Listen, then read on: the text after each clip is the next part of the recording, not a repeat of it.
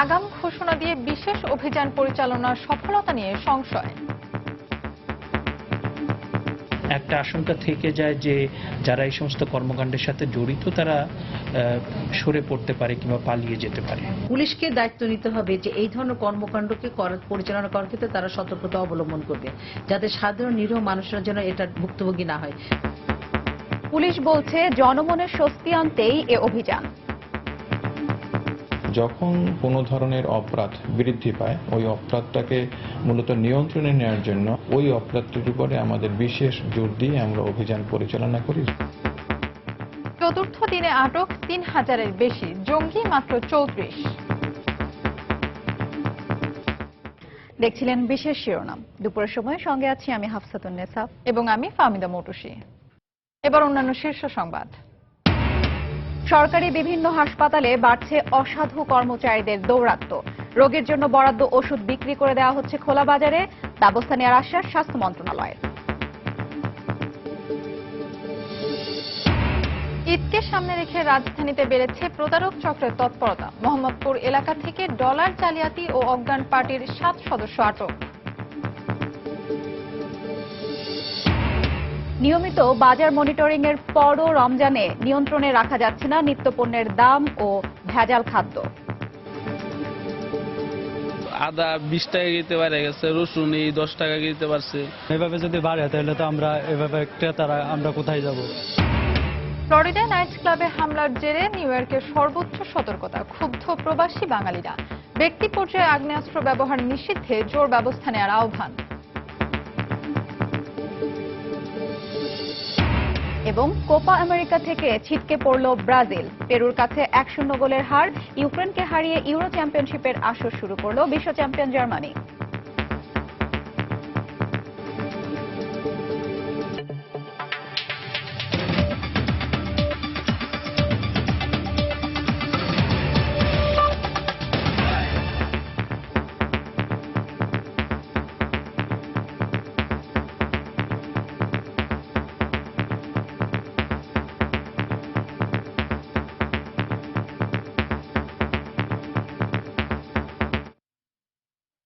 দেশের বিভিন্ন স্থানে আইন শৃঙ্খলা রক্ষা বাহিনীর বিশেষ অভিযানের চতুর্থ দিনে ৩৪ জন জঙ্গি সহ সন্দেহভাজন ৩,২৪৫ জনকে আটক করা হয়েছে। গতরাত থেকে আজ বেলা 12টা পর্যন্ত চট্টগ্রাম, টাঙ্গাইল, ঝিনাইদহ, সাতক্ষীরা সহ দেশের বিভিন্ন জেলায় অভিযান চালিয়ে তাদের আটক করা হয়। এ সময় চট্টগ্রামে 223 জনকে আটক করা হয়েছে। টাঙ্গাইলে গতরাতে মির্জাপুর উপজেলায় একরামুল নামে এক জঙ্গিকে আটক করা হয়। এছাড়া জেলার বিভিন্ন উপজেলা থেকে বিএনপি ও জামায়াত শিবিরের আরও 70 জনকে আটক করা হয়। এদিকে ঝিনাইদহের শৈলকুপা ও কালীগঞ্জ থেকে গতরাতে ইউনুস ও শাহিন নামে 2 জঙ্গি সহ আটক করা হয় 33 জনকে। সাতক্ষীরায় অভিযান চালিয়ে কলারোয়া, দেবহাটা ও তালা সহ 8 উপজেলা থেকে 52 জনকে আটক করা হয়েছে। এদের মধ্যে 2 জন জঙ্গি রয়েছে। আটককৃতদের বিরুদ্ধে নাশকতা সহ বিভিন্ন অভিযোগে মামলা রয়েছে বলে জানিয়েছে পুলিশ। এছাড়া পঞ্চগড়ে 26, কুমিল্লায় 114, গাজীপুরে 84 এবং বগুড়ায় 5 জঙ্গি সহ 86 জনকে আটক করা হয়েছে।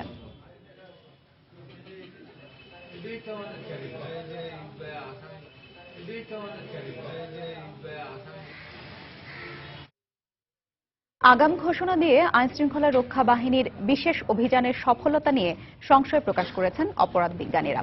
তাদের মতে আগাম ঘোষণায় প্রকৃত অপরাধীরা যেমন লুকিয়ে পড়তে পারে, তেমনি হয়রানির শিকার হতে পারেন সাধারণ মানুষ। তবে পুলিশ কর্মকর্তারা বলছেন তাদের অভিযান সবসময় চলে, কিন্তু কোনো নির্দিষ্ট ধরনের অপরাধ বেড়ে গেলে তখনই ঘোষণা দিয়ে বিশেষ অভিযান চালানো হয়। আর এটি করা হয় জনমনের স্বস্তি দেওয়ার জন্যই। খান মোহাম্মদ রুমেলের রিপোর্ট। বিভিন্ন ধর্মীয় নেতা, ভিন্ন মতাবলম্বী এবং নানা শ্রেণী পেশার মানুষকে নিশানা করে একের পর এক আক্রমণ ও হত্যার মাধ্যমে দেশে ভীতিকর পরিবেশ সৃষ্টি করতে তৎপর এক শ্রেণীর অপরাধী। গেল 1.5 বছরে দেশ জুড়ে 50টি হামলায় নিহত হয়েছেন 53 জন, আহতের সংখ্যা 129 জন। এর মধ্যে জঙ্গিবাদ পর্যবেক্ষণকারী সংস্থা সাইট ইন্টেলিজেন্স গ্রুপের মাধ্যমে 15টির দায় স্বীকার করেছে আন্তর্জাতিক জঙ্গি সংগঠন আইএস, 9টির দায় স্বীকার করেছে আনসার আল ইসলাম। তবে আইন শৃঙ্খলা রক্ষা বাহিনীর দাবি, আইএসের নামে জেএমবি এবং আনসার আল ইসলামের নামে আনসারুল্লাহ বাংলা টিম এসব হত্যাকাণ্ড ঘটাচ্ছে। এ অবস্থায় টার্গেট কিলিং বন্ধ ও দোষীদের গ্রেফতারের আগাম ঘোষণা দিয়ে শুক্রবার মধ্যরাত থেকে অভিযানে নামে পুলিশ। এই অভিযানে চতুর্থ দিন দুপুর পর্যন্ত দেশজুড়ে 7,000-এর বেশি মানুষকে গ্রেফতার করা হলেও তার মধ্যে জঙ্গি রয়েছে মাত্র 119 জন। আপনি যদি ঢাকঢোল পিটিয়ে আপনি যদি প্রচার করে অভিযানটা করেন তাহলে তো আপনার একটা আশঙ্কা থেকে যায় যে যারা এই সমস্ত কর্মকাণ্ডের সাথে জড়িত তারা সরে পড়তে পারে কিংবা পালিয়ে যেতে পারে। যখন কোনো ধরনের অপরাধ বৃদ্ধি পায় ওই অপরাধটাকে মূলত নিয়ন্ত্রণে নেওয়ার জন্য ওই অপরাধটির উপরে আমাদের বিশেষ জোর দিয়ে আমরা অভিযান পরিচালনা করি যাতে মানুষজন স্বস্তি পায়। অপরাধ বিজ্ঞানীরা বলছেন মুক্তমানা লেখক ব্লগার হত্যার মাধ্যমে টার্গেট কিলিং শুরু হলেও পরে এর ক্ষেত্র বেড়ে পুলিশ কর্মকর্তার স্ত্রী পর্যন্ত ঠেকেছে। কাজেই এটি বন্ধে সরকারি সব সংস্থার সমন্বিতভাবে কাজ করা উচিত। দেশে সক্রিয় এবং তৎপর সকল আইন শৃঙ্খলা রক্ষাকারী বাহিনী এবং গোয়েন্দা সংস্থা একসাথে বসে পরিকল্পিতভাবে ঐক্যবদ্ধ হয়ে এই অভিযানটা পরিচালনা করা উচিত। এই অভিযানের মাধ্যমে আমরা নিয়মিত যাদের আমাদের ওয়ারেন্টের যতগুলো আসামি থাকে তাদেরকে আমাদের আইনের আওতায় নিয়ে আসার প্রক্রিয়া রয়েছে। বিশেষ এই অভিযানে নিরীহ মানুষ যেন হয়রানির শিকার না হন সেই বিষয়টি মাথায় রেখেই কাজ করা হচ্ছে বলে দাবি পুলিশ কর্মকর্তাদের। খান মোহাম্মদ রুমেল, সময় সংবাদ, ঢাকা। এদিকে বিশেষ অভিযানে নিরপরাধ মানুষকে গ্রেফতারের মধ্য দিয়ে কোথাও কোথাও মানবাধিকার লঙ্ঘনের ঘটনা ঘটছে বলে অভিযোগ করেছেন মানবাধিকার কর্মীরা। তবে আইন বিশেষজ্ঞরা মনে করেন গ্রেফতারের ক্ষেত্রে পুলিশকে আরো সতর্ক হতে হবে। দুপুরে সময় সংবাদকে তাঁরা এই কথা জানান।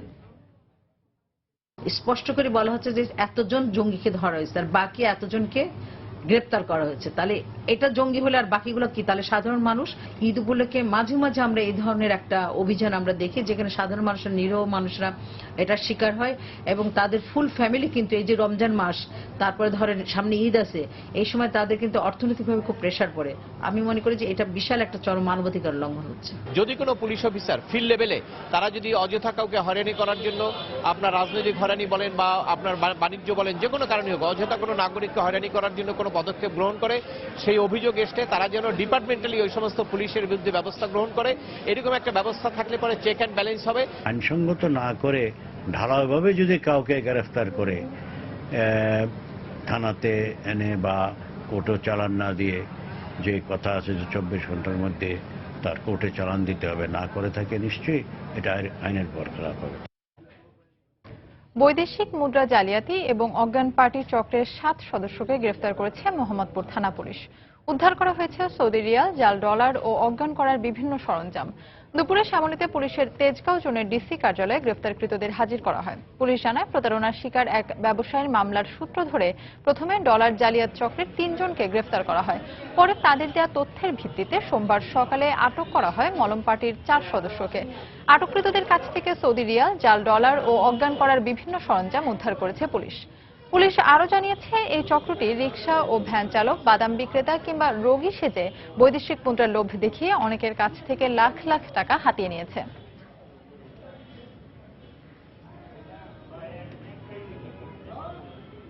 সন্ধান পেয়েছি 3-4টা চক্রের, মালিবাগে, আমাদের মোহাম্মদপুর আদাবরে, মিরপুরে 3-4 চক্রের উত্তরাতে আমরা দেখি। আমরা লাইন আপে আছি, ওদের সাথে আরো ব্যাকআপ চক্র আছে এবং যারা হয়তো ওদের অন্যভাবে গাইড দেয়। প্রতারক চক্র আপনার পাশেই আছে, আপনার একান্ত ক্লোজ ডোরে আছে, তাহলে আপনি কোনো রকম লোভ লালসার বশীভূত না হয়ে আপনি হবেন তো প্রতারণার শিকার হবেন।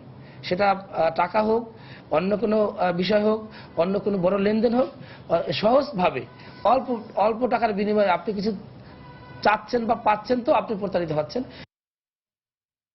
ওষুধ কোম্পানির প্রতিনিধিদের দৌরাত্ম্য, সিট পেতে ঘুষ লেনদেন, রোগীদের জন্য বরাদ্দ খাবার আত্মসাৎ সহ বিভিন্ন অনিয়মে জড়িয়ে পড়ছে সরকারি হাসপাতালের কোনো অসাধু কর্মচারী। এর সঙ্গে যুক্ত হয়েছে রোগীর জন্য বরাদ্দ সরকারি ওষুধ খোলা বাজারে বিক্রি করা, ফলে ভুগতে হচ্ছে চিকিৎসা নিতে আসার রোগীদের। তবে অনিয়ম বন্ধে কঠোর ব্যবস্থা নেওয়ার হুঁশিয়ারি স্বাস্থ্য মন্ত্রণালয়ের। তাফসির বাবুর রিপোর্ট। রাজধানীর বক্ষব্যাধি হাসপাতালের আউটডোর প্রচন্ড ভিড়ে যেখানে রোগীদেরই দাঁড়ানো কষ্টকর, সেখানে রীতিমতো জটলা বেঁধে রোগীদের প্রেসক্রিপশন দেখছেন বিভিন্ন ওষুধ কোম্পানির প্রতিনিধিরা। দিনের পর দিন এ কাজ চললেও সেদিকে নজর নেই হাসপাতাল কর্তৃপক্ষের। তবে ক্যামেরা আসার পরই হঠাৎ শুরু হলো তাদের তৎপরতা। হাসপাতালের বাইরে দেখা মিলল নারায়ণগঞ্জের এই দম্পতির। জানালেন হাসপাতালে সিট পেতে ঘুষ দিতে হয়েছে তাদের। সিট দিছে, সিট দেওয়ার পরে 7,000 টাকা দাবি করছিল, পরে দিয়েছেন কত? 500 টাকা। হাসপাতালগুলোতে কান পাতলেই শোনা যায় এরকম নানা অভিযোগ। আমার খাবার যে চারটা দেওয়া ছিল, যে ভাত না নিলে আপনার দুধ দেওয়া হয়, আমি 10 দিনে একদিন শুধু পেয়েছি। ওরা দুধগুলো যে যেমন অন্যান্য রোগীদের কাছে বিক্রি করে ফেলে। যাদের টাকা আছে তাদের জন্য ভালো চিকিৎসা হয়, যাদের টাকা নেই তাদের চিকিৎসা এরকম একটা সুবিধা পাওয়া যায় না। তবে অনিয়মের অভিযোগ পেলে ব্যবস্থা নেওয়া হয় বলে জানালেন বক্ষব্যাধি হাসপাতালের পরিচালক। সপ্তাহে 3 দিন দুধ দেই আর 3 দিন অন্য খাবার দিই। মাঝে মধ্যে অ্যাক্সিডেন্ট হয় না তা না, কিন্তু এটা সাময়িক। বেড নেওয়ার ব্যাপারটা এটা তো যেটা হয় এটা গোপনে হয়। ওয়ার্ডের সাথে করে নিয়ে যাচ্ছে, সে কারোর কাছে টাকা চাই ফেললো কিনা এটা তো আমরা অনেক সময় বুঝতে পারি না। যখনই আমরা এরকম কিছু সন্দেহ করি তাকে সাথে সাথে ট্রান্সফার করে দিই। এদিকে অভিযোগ আছে বিভিন্ন হাসপাতালের রোগীদের জন্য আসা সরকারি ওষুধও টাকার বিনিময়ে বাইরে পাচার করে দিচ্ছে হাসপাতালের একটি চক্র। র্যাবের সাম্প্রতিক কয়েকটি অভিযানে এরকম বিপুল পরিমাণ ওষুধ জব্দ করা হয়। এ বিষয়ে দৃষ্টি আকর্ষণ করা হলে স্বাস্থ্য মন্ত্রণালয়ের পক্ষ থেকে জানানো হয় পুরো বিষয়টি খতিয়ে দেখে অপরাধী শনাক্তে ব্যবস্থা নেওয়া হচ্ছে। যারা জড়িত আছেন এই অন্যায়ের সাথে আমরা তাদেরকে যথাযথ ব্যবস্থা নেব, শাস্তি দেব এবং আমরা চেষ্টা করব যাতে আগামীতে সরকারি ওষুধ যাতে কোথাও বাইরে না যেতে পারে। এছাড়া বিভিন্ন হাসপাতালে নজরদারি বাড়ানোর কথাও জানান তিনি। আমাদের স্বাস্থ্য। তাফসির বাবু, সময় সংবাদ, Dhaka. Bangladesh national cadet corps আইন 2016 এর খসড়ার চূড়ান্ত অনুমোদন দিয়েছে মন্ত্রিসভা। সকালে জাতীয় সংসদের ক্যাবিনেট কক্ষে প্রধানমন্ত্রী শেখ হাসিনার সভাপতিত্বে মন্ত্রিসভার বৈঠকে এই সিদ্ধান্ত নেওয়া হয়। সভা শেষে সচিবালয়ের সাংবাদিকদের এই সিদ্ধান্তের কথা জানান মন্ত্রিপরিষদ সচিব মোহাম্মদ শফিউল আলম। এছাড়া বাংলাদেশ 82তম দেশ হিসেবে বিশ্ব বাণিজ্য সংস্থার ট্রেড ফ্যাসিলিটেশন এবং বাণিজ্য সহজীকরণ চুক্তিতে অনুসমর্থন দিয়েছে বলেও জানান তিনি। বৈঠকে উপস্থিত ছিলেন শিল্পমন্ত্রী আমির হোসেন আমু, বাণিজ্যমন্ত্রী তোফায়েল আহমেদ, কৃষিমন্ত্রী বেগম মতিয়া চৌধুরী সহ মন্ত্রিসভার সদস্যগণ।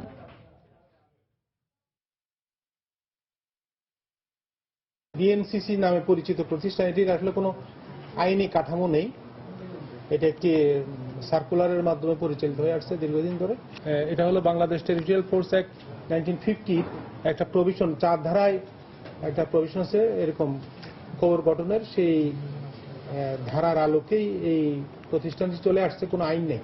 তো আইনি কাঠামো দেওয়ার জন্য একটা নতুন আইন করা হয়েছে। নাটোরের বনপাড়ায় খ্রিস্টান ব্যবসায়ী সুনীল গোমেজ হত্যার ঘটনায় গ্রেফতার মনোয়ারার 3 দিনের রিমান্ড মঞ্জুর করেছেন আদালত। সিনিয়র জুডিশিয়াল ম্যাজিস্ট্রেট শামসুল আলামিন এই রিমান্ড মঞ্জুর করেন। এর আগে সকালে কড়া নিরাপত্তায় মনোয়ারাকে আদালতে হাজির করে পুলিশ। এ সময় 5 দিনের রিমান্ড আবেদন করলে শুনানি শেষে 3 দিনের রিমান্ড মঞ্জুর করেন আদালত। মনোয়ারাকে জিজ্ঞাসাবাদের জন্য বিকেলে ডিবি কার্যালয়ে নেওয়া হবে বলে জানিয়েছে মামলার তদন্তকারী কর্মকর্তা আব্দুল হাই।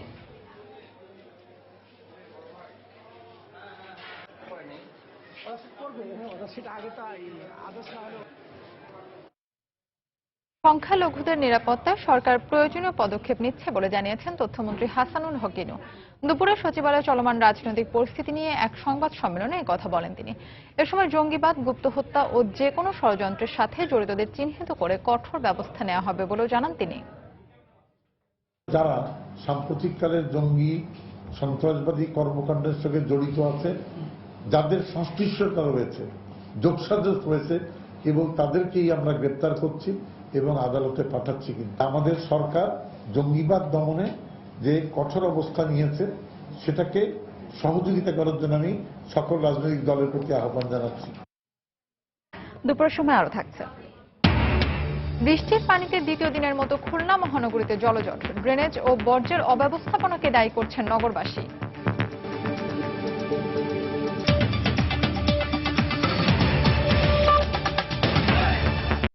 যুক্তরাষ্ট্রের ফ্লোরিডায় নাইট ক্লাবে বন্দুকধারীর হামলায় 50 জন নিহতের ঘটনায় নিন্দা জানিয়ে একে সন্ত্রাসী হামলা হিসেবে মন্তব্য করেছেন মার্কিন প্রেসিডেন্ট বারাক ওবামা। এফবিআই এর ঊর্ধ্বতন কর্মকর্তাদের সঙ্গে বৈঠক করেছেন তিনি। এই ঘটনায় দায় স্বীকার করে বিবৃতি দিয়েছে জঙ্গি গোষ্ঠী ইসলামিক স্টেট। হামলাকারী 29 বছর বয়সী আফগান বংশোদ্ভূত মার্কিন নাগরিক ওমর মাতিন বলে জানিয়েছে পুলিশ। হামলার পর রাজ্য জুড়ে জরুরি অবস্থা জারি করা হয়েছে। শনিবার স্থানীয় সময় রাত 2টার দিকে মুহুর্মুহু গুলির শব্দে কেঁপে ওঠে যুক্তরাষ্ট্রের ফ্লোরিডা অঙ্গরাজ্যের ওরল্যান্ডো শহর। শহরের পালস নামে সমকামীদের একটি নাইট ক্লাবে অতর্কিত হামলা চালায় এক বন্দুকধারী। প্রত্যক্ষদর্শীদের বরাতে বিবিসি জানায়, হামলার সময় নাইট ক্লাবটিতে থাকা শতাধিক মানুষকে জিম্মি করে এলোপাতাড়ি গুলিবর্ষণ করে হামলাকারী। বন্দুকধারী রাত 2টার দিকে গুলি চালাতে শুরু করে। তখন অনেকে মেঝেতে শুয়ে পড়েন, তবে কে গুলি করেছে বোঝা যায়নি। এর কিছুক্ষণ পরেই জিম্মিদের মুক্ত করতে ক্লাব কর্তৃপক্ষের কাছ থেকে পাওয়া তথ্যের ভিত্তিতে অভিযান শুরু করে যুক্তরাষ্ট্র পুলিশের সোয়াত টিম। 3 ঘন্টার অভিযানে রোববার ভোরে হামলাকারী নিহত হওয়ার পর তার কাছ থেকে AR-15 অ্যাসল্ট রাইফেল, ছোট আগ্নেয়াস্ত্র ও বিস্ফোরক উদ্ধার করে পুলিশ। হামলায় অন্তত 50 জন নিহত ও 53 জন আহত হয়েছে বলে জানায় পুলিশ। হামলাকারী 29 বছর বয়সী আফগান বংশোদ্ভূত যুক্তরাষ্ট্রের নাগরিক ওমর মাতিন বলে জানানো হয়। ঘটনার কয়েক ঘন্টা পরই আইএস দায় স্বীকার করেছে বলে আমাক নিউজের বরাতে জানায় মার্কিন গণমাধ্যমগুলো। তবে সত্যি আইএস এই হামলার জন্য দায়ী কিনা তা নিশ্চিত নয় বলে জানান ফ্লোরিডার সিনেটর বিল নেলসন। আইএস দায় স্বীকার করলেও এই হামলা তারাই চালিয়েছে কিনা তা এখনো নিশ্চিত করে বলা যাবে না। FBI এর পূর্ণ তদন্তের পরই বিষয়টি নিশ্চিত হওয়া যাবে। ফ্লোরিডার আরেক সিনেটর মার্কো রুবিও ঘটনাকে সন্ত্রাসী হামলা উল্লেখ করে এর বিরুদ্ধে জাতি, ধর্ম, বর্ণ নির্বিশেষে সবাইকে ঐক্যবদ্ধ হওয়ার আহ্বান জানান। ইসলামী সন্ত্রাসবাদীরা কখনোই জয়ী হবে না বলেও এই সময় মন্তব্য করেন তিনি। এদিকে সার্বিক বিষয় নিয়ে রোববারই FBI এর ঊর্ধ্বতন কর্মকর্তাদের সঙ্গে বৈঠক করেছেন প্রেসিডেন্ট বারাক ওবামা। এর আগে হোয়াইট হাউসে দেয়া ভাষণে হামলার নিন্দা জানিয়ে নিহতদের পরিবারের প্রতি সমবেদনা জানান ওবামা। এই হামলাকে বর্বর ও বিদ্বেষমূলক বলে উল্লেখ করেন তিনি। আমরা অরল্যান্ডো শহরবাসীর পাশে আছি। জনগণের রক্ষায় সবাইকে একতাবদ্ধ হতে হবে। সব নিরাপত্তা সংস্থাকে সাথে নিয়ে এই ঘটনা তদন্ত করতে রাজ্য সরকারকে নির্দেশ দিয়েছি। এদিকে নাইট ক্লাবটিতে হামলার পর ফ্লোরিডায় জরুরি অবস্থা জারি করা হয়েছে। নিউ ইয়র্কেও নেওয়া হয়েছে সর্বোচ্চ সতর্কতা। 9/11-এর পর অরল্যান্ডোর হামলাই যুক্তরাষ্ট্রের ইতিহাসে সবচেয়ে রক্তক্ষয়ী সন্ত্রাসী ঘটনা। দেলোয়ার হোসেন, সময় সংবাদ। এদিকে ফ্লোরিডার অরল্যান্ডোতে হামলার পর নিউ ইয়র্ক জুড়ে সর্বোচ্চ সতর্কতা জারি করা হয়েছে। ব্যক্তি পর্যায়ে আগ্নেয়াস্ত্র ব্যবহার নিষিদ্ধে জোর ব্যবস্থা নিতে কেন্দ্রীয় সরকারের প্রতি আহ্বান জানিয়েছেন স্পিকার মার্ক ভিভেরিটো। হত্যাযজ্ঞের বিরুদ্ধে ক্ষোভ জানিয়ে দ্রুত এর বিচার দাবি করেছেন প্রবাসী বাঙালিরাও। নিউ ইয়র্ক প্রতিনিধি শিহাবুদ্দিন কিসলুর পাঠানো তথ্য ছবি নিয়ে ডেস্ক রিপোর্ট। সাম্প্রদায়িক সম্প্রীতি অক্ষুণ্ণ রাখার আহ্বানে রোববার নিউ ইয়র্কে এক সমাবেশের আয়োজন করেন সিটি কাউন্সিলম্যান ড্যানিয়েল ড্রম। সমাবেশে New York City Council speaker সহ জনপ্রতিনিধিরা বক্তব্য রাখেন। সন্ত্রাসীদের কোনো অপতৎপরতা আমাদের ঐক্য বিনষ্ট করতে পারবে না। সমাজের সব সম্প্রদায়ের মানুষকে আমরা সমানভাবে বিবেচনা করে এসেছি এবং ভবিষ্যতেও আমাদের এই মতাদর্শের কোনো পরিবর্তন হবে না। 9/11 থেকে শুরু করে আমরা অনেক সন্ত্রাসী হামলার শিকার হয়েছি, কিন্তু চরমপন্থীদের এসব ষড়যন্ত্র আমাদেরকে আরো ঐক্যবদ্ধ করেছে। সিটি কাউন্সিল স্পিকার ভিভেরিটো ব্যক্তি পর্যায়ে আগ্নেয়াস্ত্র ব্যবহার নিষিদ্ধে জোর ব্যবস্থা নিতে কেন্দ্রীয় সরকারের প্রতি আহ্বান জানান। ভিন্ন সংস্কৃতির ঐতিহ্য নিয়ে আমাদের ঐক্যবদ্ধ থাকতে হবে। সব ধর্মের মানুষ স্বাধীনভাবে তাদের মুক্তমন প্রকাশ করবে, এটাই আধুনিক যুগের মূল শিক্ষা। কিন্তু ফ্লোরিডায় যা হয়ে গেল তা আমাদের পথ চলার জন্য অনেক বড় ধাক্কা। এই ধরনের ঘটনা এড়াতে কেন্দ্রীয় সরকারকে দ্রুততম সময়ের মধ্যে সুনির্দিষ্ট ব্যবস্থা নিতে হবে। অরল্যান্ডোতে বর্বরচিত হামলার তীব্র নিন্দা জানান প্রবাসী বাংলাদেশিরা। মুসলমান এবং অভিবাসী হিসেবে দৈনন্দিন জীবনযাপনে আশঙ্কার কথাও জানালেন অনেকে। আমাদের সকলের জন্য একটা খুবই দুঃখ ভারাক্রান্ত, খুবই কষ্টের সময়। আসলে এই ধরনের ঘটনাগুলো আমাদের যেটা করে আমাদের কমিউনিটিকে ডিভাইড করে, কারণ আমরা হচ্ছে মাল্টি কালচারাল প্লুরালিস্টিক কমিউনিটি। যে শুটিং করছে, নামটা মুসলমান হওয়ার কারণেই মুসলিম কমিউনিটির উপরে একটা নেগেটিভ ধারণা সবারই আসবে। আমি একজন ইসলাম ধর্মাবলম্বী অথবা মুসলমান ধর্মাবলম্বী হিসেবে আমি লজ্জিত। একজন মানুষ হিসেবে আমি ক্ষুব্ধ এবং ক্রুদ্ধ, কারণ যেই ঘটনাটা ফ্লোরিডা অথবা পুরো পৃথিবীতে এখন ঘটে যাচ্ছে ইসলামের নামে, সেটা সঠিক ইসলাম না। ইসলামের এই বাণী কখনোই ছিল না। ইসলাম শান্তির ধর্ম বলে আমরা জানি। ফ্লোরিডায় সন্ত্রাসী হামলার পর যে কোনো ধরনের অনাকাঙ্ক্ষিত ঘটনা এড়াতে নিউ ইয়র্ক জুড়ে সতর্কতা জারি করেছে কর্তৃপক্ষ। সময় সংবাদ, নিউ ইয়র্ক, যুক্তরাষ্ট্র। নিয়মিত বাজার মনিটরিং এর পরও রমজানে নিয়ন্ত্রণে রাখা যাচ্ছে না নিত্যপণ্যের দাম ও ভেজাল খাদ্য।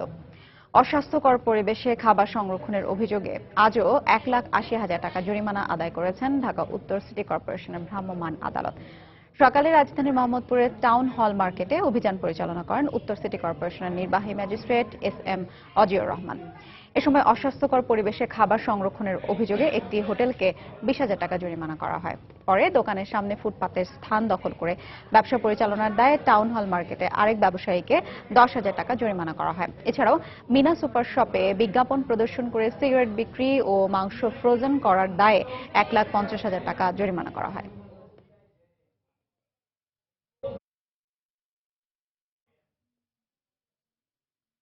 দর্শক, এই মুহূর্তে নিত্যপণ্যের ঊর্ধ্বগতির খবর জানাতে চট্টগ্রামের খাতুনগঞ্জে আছেন রিপোর্টার কমল দে। আমরা সরাসরি চলে যাচ্ছি তার কাছে। কমল,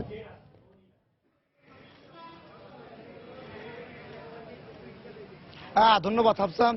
রমজানের শুরুতে দেশের ভোগ্যপণ্য বাজারে যে অস্থিরতা শুরু হয়েছিল, তো রমজানে তো 6 থেকে 7 দিন পেরিয়ে গেলে কিন্তু সে অস্থিরতা কাটছে না, বরং সে অস্থিরতাটা আরো কিছুটা বেড়ে চলেছে।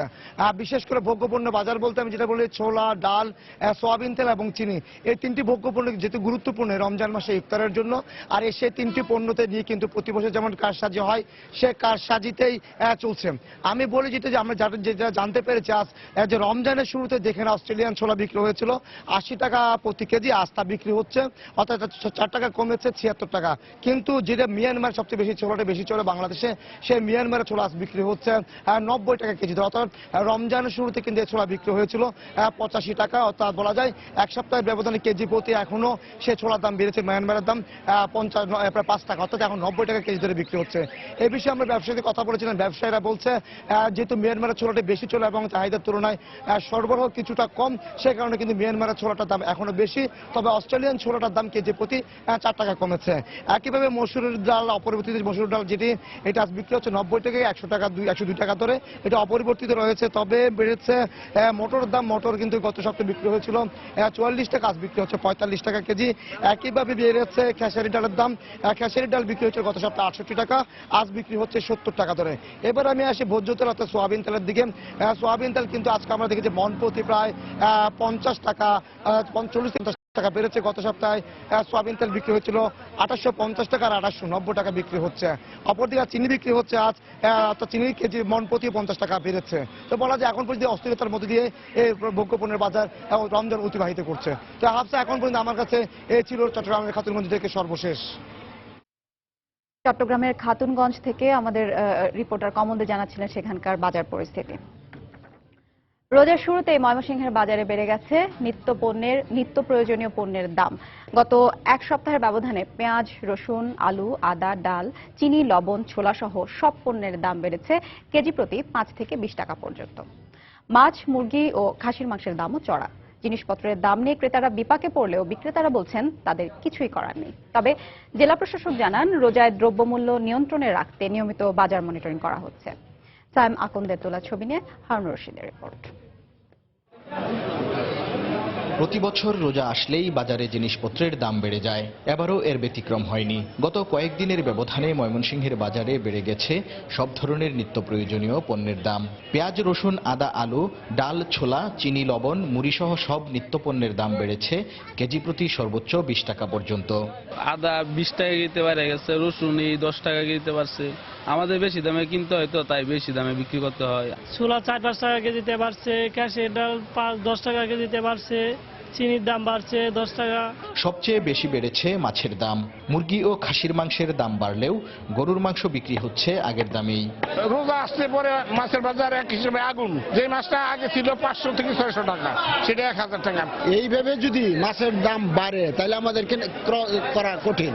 কেজিটা যে কোনো মাছে 70-80 টাকা 100 টাকা বাড়ছে। দেশি মুরগি আমনে রোজার আগে আসছিল 320 টাকা, এখন বিক্রি হচ্ছে 350 টাকা কেজি। নিত্যপণ্যের মূল্য বৃদ্ধিতে বেকায়দায় পড়েছেন সাধারণ মানুষ। অবশ্য জেলা প্রশাসকের দাবি, রোজায় দ্রব্যমূল্য নিয়ন্ত্রণে রাখতে নিয়মিত বাজার মনিটরিং করা হচ্ছে। এভাবে যদি বাড়ে তাহলে তো এভাবে ক্রেতারা আমরা কোথায় যাব? মানে যত সমস্যা সব জনগণের, আর কারণ না। একজন ম্যাজিস্ট্রেটকে নিয়োগ করেছি প্রতিদিন প্রায় বাজারে এটা মনিটর করার জন্য, আর বাজারের প্রত্যেকটা মূল্য তারা লিখে রাখবে। তবে এবার প্রচুর সরবরাহ থাকায় বেগুন, কাঁচামরিচ ও শসার দাম কমেছে কেজি প্রতি 10 থেকে 30 টাকা। হারুনুর রশিদ, সময় সংবাদ, ময়মনসিংহ। নিয়মিত বাজার মনিটরিং এর পরও রমজানে নিয়ন্ত্রণে রাখা যাচ্ছে না নিত্যপণ্যের দাম ও ভেজাল খাদ্য। অস্বাস্থ্যকর পরিবেশে খাবার সংরক্ষণের অভিযোগে আজও 1,80,000 টাকা জরিমানা আদায় করেছেন ঢাকা উত্তর সিটি কর্পোরেশনের ভ্রাম্যমাণ আদালত। সকালে রাজধানীর মোহাম্মদপুরের টাউন হল মার্কেটে অভিযান পরিচালনা করেন উত্তর সিটি কর্পোরেশনের নির্বাহী ম্যাজিস্ট্রেট এস.এম. অজিউর রহমান। এ সময় অস্বাস্থ্যকর পরিবেশে খাবার সংরক্ষণের অভিযোগে একটি হোটেলকে 20,000 টাকা জরিমানা করা হয়। পরে দোকানের সামনে ফুটপাতের স্থান দখল করে ব্যবসা পরিচালনার দায়ে টাউন হল মার্কেটে আরেক ব্যবসায়ীকে 10,000 টাকা জরিমানা করা হয়। এছাড়াও মিনা সুপার শপে বিজ্ঞাপন প্রদর্শন করে সিগারেট বিক্রি ও মাংস ফ্রোজেন করার দায়ে 1,50,000 টাকা জরিমানা করা হয়।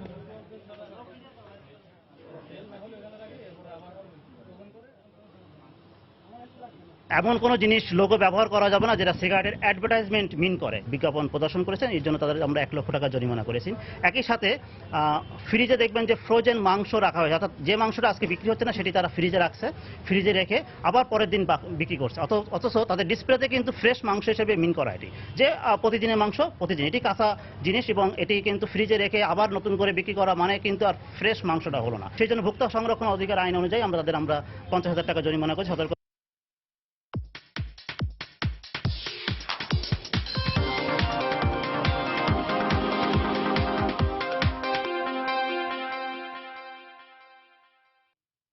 রমজানের শেষের দিকে ভিড় এড়াতে অনেকে শুরুর দিকেই কেনাকাটা সেরে ফেলেন, আবার অনেকেই বিপণী বিতানে আসেন নতুন পণ্যের যাচাই বাছাই করতে। দর্শক, এই মুহূর্তে রাজধানীর রাবা প্লাজায় রয়েছেন সহকর্মী কামরুল হাসান। বিস্তারিত জানতে সরাসরি চলে যাচ্ছি তার কাছে। কামরুল,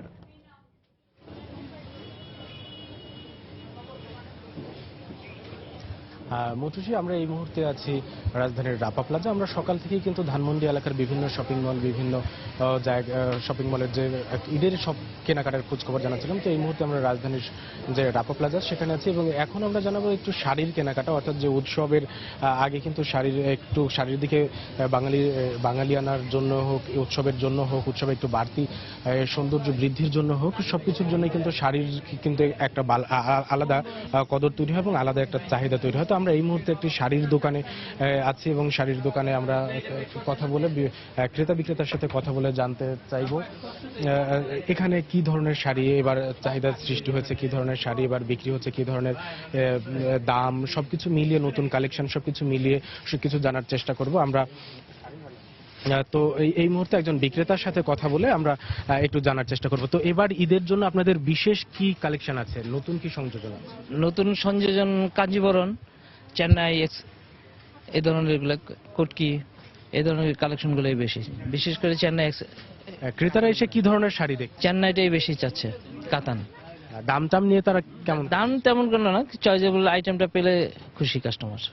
তো মুঠুষ, আমরা যেমনটা একজন বিক্রেতার সাথে কথা বলে জানতে পারলাম যে এবার কিন্তু যে কাঞ্জিভরণ, যে চেন্নাই কাঞ্জিভরণ, সেই শাড়িটা কিন্তু বেশি চাচ্ছে এবং হচ্ছে যে এবং চেন্নাই, অর্থাৎ এই শাড়ির সাথে কিন্তু আরো রকম যে শাড়ি আছে, অর্থাৎ আমাদের দেশীয় টাঙ্গাইল, তাঁত, সবকিছু মিলে কিন্তু সব শাড়ির কিন্তু বেশ চলছে। আমরা অনেকের সাথে কথা বলে দেখেছি এবং যে ঈদের সময় যে নারীর সাথে শাড়ির যে একটা সৌন্দর্য বৃদ্ধির যে একটা উপকরণ হয়ে দাঁড়ায় এবং সেই জায়গা থেকে কিন্তু তারা অন্যান্য যে পোশাক সাথে কিন্তু তারা শাড়িটাও কিনছেন। তো এই মুহূর্তে এখন পর্যন্ত যে শাড়ি কেনার খোঁজ খবর ছিল রাপা প্লাজা থেকে, এই মুহূর্তে এটুকুই ছিল।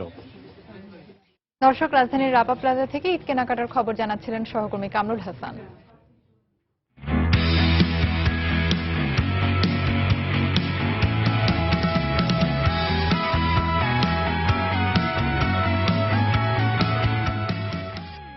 ওয়েস্ট ইন্ডিজ, দক্ষিণ আফ্রিকা, অস্ট্রেলিয়া ত্রিদেশীয় সিরিজের খবর। সিরিজের পঞ্চম ম্যাচে স্বাগতিক ওয়েস্ট ইন্ডিজের মুখোমুখি হবে অস্ট্রেলিয়া। সেন্ট কিটসের ওয়ার্নার পার্কে ম্যাচটি শুরু হবে বাংলাদেশ সময় রাত 11টায়। গেল ম্যাচে দক্ষিণ আফ্রিকার বিপক্ষে 4 উইকেটের জয়ে উজ্জীবিত সফরকারী অস্ট্রেলিয়া। এ ম্যাচে ফিরছেন অজি পেস তারকা মিচেল স্টার্কের পেসের সাথে অ্যাডাম জাম্পা আর নাথান লিওনের স্পিনের দারুণ বোলিং বৈচিত্র্য অজিদের সাথে David Warner, Aaron Finch, Steven Smith, Usman Khawaja, George বেইলিদের নিয়ে গড়া শক্ত ব্যাটিং লাইন আপকে পুঁজি করে জয়ের ব্যাপারে আশাবাদী অজিরা। অন্যদিকে Chris Gayle, Andre Russell, Dwayne Bravo, Darren সামিদের মতো ম্যাচ উইনারদের ছাড়াই মাঠে নামবে স্বাগতিক ওয়েস্ট ইন্ডিজ। তাই এ ম্যাচে ক্যারিবীয়রা কিছুটা ব্যাকফুটে তা বলাই যায়। তবে অজিদের মাথা ব্যথার কারণ হতে পারে সুনীল নারিনের স্পিন, আর ব্যাটিং বিভাগে জেসন হোল্ডারের দলের ভরসার নাম হতে পারেন মার্লন স্যামুয়েলসন ও কায়রন পোলার্ড। কার্লোস ব্রাথওয়েটের অলরাউন্ড পারফরম্যান্সেও রসদ যোগাতে পারে স্বাগতিকদের জয়ে। ভারী বর্ষণে আজও খুলনা শহরের গুরুত্বপূর্ণ সড়কসহ নিচু এলাকায় জলাবদ্ধতা সৃষ্টি হয়েছে। এজন্য অনুন্নত ড্রেনেজ ব্যবস্থাকেই দুষছেন নগরবাসী। সকালে মুষলধারে বৃষ্টিতে শহরের বেশিরভাগ জায়গায় পানি জমে যায়। পূর্ব বানিয়াখামা, টুটপাড়া, মৌলভীপাড়া, বাগমারা ও চানমারি সহ নিচু এলাকার বাড়িঘরে পানি ঢুকে পড়ে। এমনকি খানজাহান আলী রোড সহ গুরুত্বপূর্ণ সড়কগুলোতে হাঁটু পানি থাকায় যান চলাচলে বাধার সৃষ্টি হয়। এ কারণে অফিসগামী মানুষ পায়ে হেঁটে গন্তব্যে রওনা দেন। প্রতি বছর বৃষ্টিতে নিচু এলাকা তলিয়ে গেলেও ড্রেনেজ ব্যবস্থার উন্নয়নে সিটি কর্পোরেশনের কোনো নজরদারি নেই বলে অভিযোগ নগরবাসীর।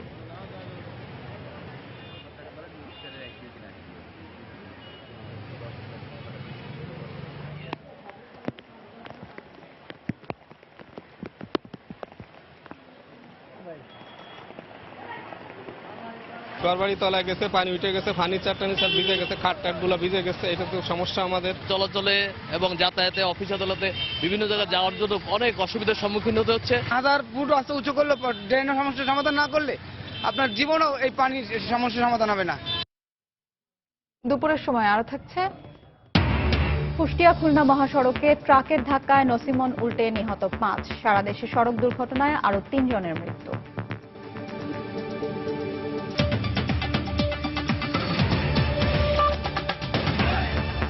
আরএফএল ওয়াটার পাম্প, পানি দেবে টেনশন নয়। মধুমাস জ্যৈষ্ঠের রসালো ফল জাম।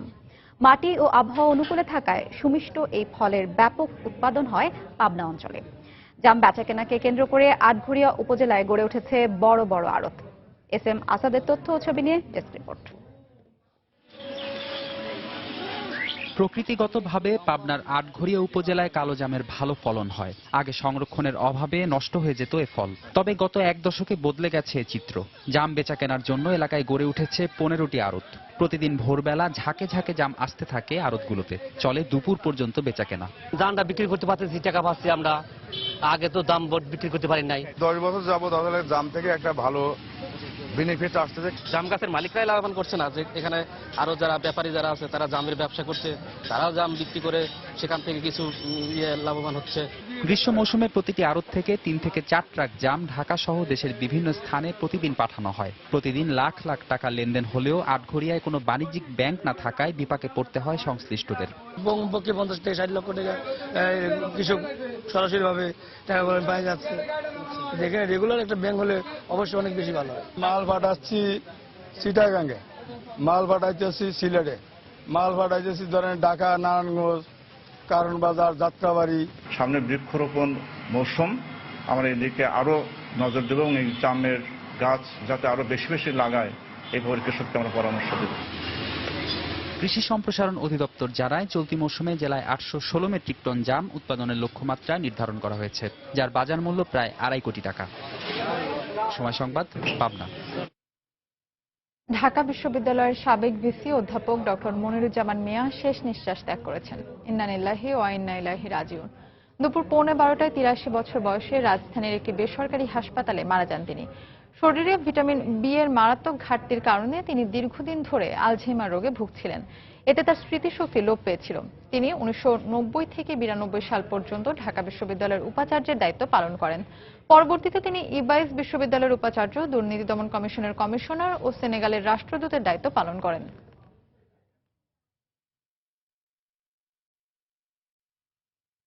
কুষ্টিয়ায় ট্রাকের ধাক্কায় নসিমন উল্টে 5 জন নিহত হয়েছেন। এছাড়া সড়ক দুর্ঘটনায় বাগেরহাটে মোটরসাইকেলে আরোহী দম্পতি ও মানিকগঞ্জে একজন মারা গেছেন। এসব ঘটনায় আহত হয়েছেন 7 জন। সকালে কুষ্টিয়ার ভাদালিয়া থেকে শহরের দিকে যাচ্ছিল যাত্রীবাহী একটি নসিমন। পথে কুষ্টিয়া খুলনা মহাসড়কের বটতৈল এলাকায় পৌঁছালে নসিমনটি নিয়ন্ত্রণ হারিয়ে একটি ট্রাকের সঙ্গে ধাক্কা লাগে। তাৎক্ষণিকভাবে আহত 7 জনকে উদ্ধার করে কুষ্টিয়া জেনারেল হাসপাতালে নিয়ে যায় স্থানীয়রা। এ সময় 3 জনকে মৃত ঘোষণা করেন চিকিৎসক। পরে হাসপাতালে চিকিৎসাধীন অবস্থায় আরো 2 যাত্রী মারা যান। নিহতদের সবাই সদর উপজেলার লক্ষ্মীপুর গ্রামের বাসিন্দা।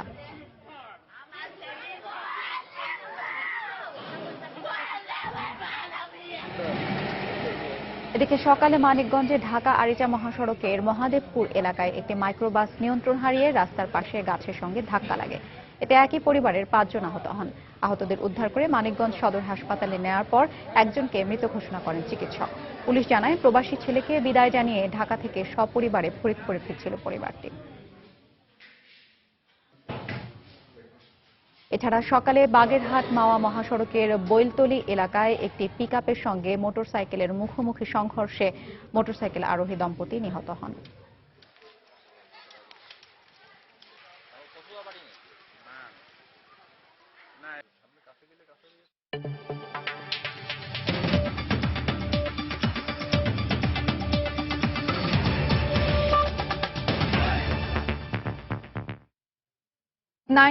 সংক্রান্ত মার্কিন কংগ্রেসের গোপন প্রতিবেদনে টুইন টাওয়ার হামলায় সৌদি সরকার কিংবা সে দেশের কোন রাষ্ট্রীয় ব্যক্তির জড়িত থাকার প্রমাণ নেই বলে মন্তব্য করেছেন যুক্তরাষ্ট্রের গোয়েন্দা সংস্থা সিআইএ প্রধান জন ব্রেনান। 28 পৃষ্ঠার ওই প্রতিবেদনে প্রকাশিত হলে এই বিষয়টি স্পষ্ট হবে বলে সৌদি গণমাধ্যম আল আরাবিয়াকে দেয়া এক সাক্ষাৎকারে জানান তিনি। তবে টুইন টাওয়ার হামলার ঘটনায় সৌদি আরব ও ইসরায়েলের জড়িত থাকার তথ্য যুক্তরাষ্ট্র লুকানোর চেষ্টা করছে বলে অভিযোগ করেছেন রিয়াদে নিযুক্ত সাবেক মার্কিন কূটনীতিক মিশেল স্প্রিংম্যান। এর আগে 9/11 সংক্রান্ত মার্কিন গোপন তদন্ত প্রতিবেদন প্রকাশ হলে ওই হামলায় রিয়াদের সম্পৃক্ততার তথ্য ফাঁস হয়ে যেতে পারে বলে জানায় গণমাধ্যম। এমনকি সৌদির পক্ষ থেকেও যুক্তরাষ্ট্রকে ওই তথ্য প্রকাশ থেকে বিরত থাকতে চাপ দেওয়া হয়। এর মধ্যে গত মে মাসে টুইন টাওয়ার হামলায় ভুক্তভোগী মার্কিনীদের সৌদি আরবের বিরুদ্ধে মামলা করার অধিকার সংক্রান্ত একটি বিল সিনেটে পাশ হয়েছে। বর্তমানে সেটি প্রতিনিধি পরিষদে পাশের অপেক্ষায় রয়েছে।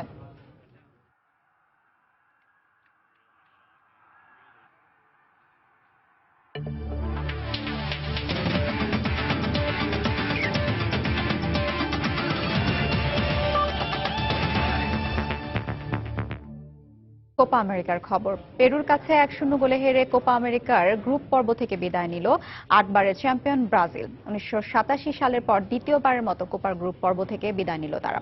যদিও দ্বিতীয় পর্ব নিশ্চিত করার গুরুত্বপূর্ণ এই ম্যাচে শুরুটা বেশ দুর্দান্ত ছিল সেলেসাওদের। গ্যাব্রিয়েল আর লুকাস লিমাদের বেশ কটি আক্রমণ ভিত নাড়িয়ে দিয়েছিল প্রতিপক্ষের রক্ষণভাগের। তবে পেরুর পোস্টের নিচে চীনের প্রাচীর হয়ে দাঁড়িয়েছিলেন ডেভিড গেললেসের। এই গোলরক্ষকের অসাধারণ দক্ষতায় গোলশূন্য থেকে বিরতিতে যায় দুদল। দ্বিতীয়ার্ধে বেশ গোছানো ফুটবল খেলতে থাকে পেরু। এই সুযোগে ব্রাজিলের আক্রমণ ভাগে বেশ কয়েকটি আক্রমণ শানে পেরুর ফরওয়ার্ডরা। ম্যাচের 75 মিনিটে রাউল রুইদিয়াজের গোলে লিড নেয় রিকার্ডো গ্যারিসের শিষ্যরা। যদিও গোলটি নিয়ে আপত্তি ছিল ব্রাজিলিয়ানদের। ম্যাচের শেষ মুহূর্ত পর্যন্ত ব্রাজিল আর সমতায় ফিরতে না পারলে দ্বিতীয়বারের মতো কোপার গ্রুপ পর্ব থেকে বাদ পড়ার তিক্ততা পায় Dungar Brazil. Referee Andres Cunha. Still, Raul Ruidiaz has scored for Peru, but his goal is decisive. Brazil go out. Euro চ্যাম্পিয়নশিপের খবর। প্রস্তুতি পর্বটা ভালো না হলেও জয় দিয়ে ইউরো চ্যাম্পিয়নশিপের এবারের আসর শুরু করল বিশ্ব চ্যাম্পিয়ন জার্মানি। গ্রুপ সি এর ম্যাচে ইউক্রেনকে 2-0 গোলে হারিয়েছে 20 বছর ধরে ইউরো শিরোপার স্বাদ না পাওয়া জার্মানরা। ম্যাচে জাতীয় দলের হয়ে প্রথম গোল করেছেন জার্মান ডিফেন্ডার শাকুদ্রান মুস্তাফি। ইউক্রেনের বিপক্ষে মাঠে নামে জোয়াকিম লোর শিষ্যরা। ম্যাচের শুরু থেকেই শক্তিশালী মধ্যমাঠের চাপে রক্ষণভাগ সামলাতে ব্যস্ত হয়ে পড়ে ইউক্রেন। এর মধ্যেই বেশ কয়েকবার ওজিল গোৎজেরা সুযোগ তৈরি করলেও তা গোলে পরিণত করতে পারেনি কেউ, যা জার্মানির হয়ে 11 ম্যাচ খেলা মুস্তাফির ক্যারিয়ারের প্রথম গোলও। এদিকে রক্ষণাত্মক খেলায় ইউক্রেনের খেলোয়াড়রা 27 ও 38 মিনিটে গোলের দারুণ সুযোগ পেলেও তা কাজে লাগাতে পারেননি। ফলে 1-0 পিছিয়ে থেকেই বিরতিতে যায় মিখাইলো ফোমেনকোর শিষ্যরা। বিরতি থেকে বাকি সময় আর কোনো গোল না হওয়ায় দুপুরের সময় এ পর্যায়ে শীর্ষ সংবাদ জানিয়ে দিচ্ছি আরেকবার।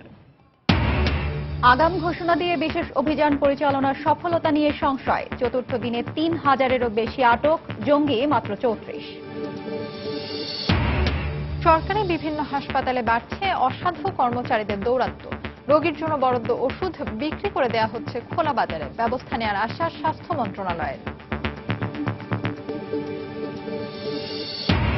ঈদকে সামনে রেখে রাজধানীতে বেড়েছে প্রতারক চক্রের তৎপরতা। মোহাম্মদপুর এলাকা থেকে ডলার জালিয়াতি ও অজ্ঞান পার্টির 7 সদস্য আটক। নিয়মিত বাজার মনিটরিং এর পরও রমজানে নিয়ন্ত্রণে রাখা যাচ্ছে না নিত্যপণ্যের দাম ও ভেজাল খাদ্য। আদা 20 টাকা কিনতে পারে গেছে, রসুন 10 টাকা কিনতে পারছে। এভাবে যদি বাড়ে তাহলে তো এভাবে ক্রেতারা আমরা কোথায় যাব? এবং ফ্লোরিডায় নাইট ক্লাবে হামলার জেরে নিউ ইয়র্কে সর্বোচ্চ সতর্কতা। ক্ষুব্ধ প্রবাসী বাঙালিরা ব্যক্তি পর্যায়ে আগ্নেয়াস্ত্র ব্যবহার নিষিদ্ধে জোর ব্যবস্থা নেওয়ার আহ্বান।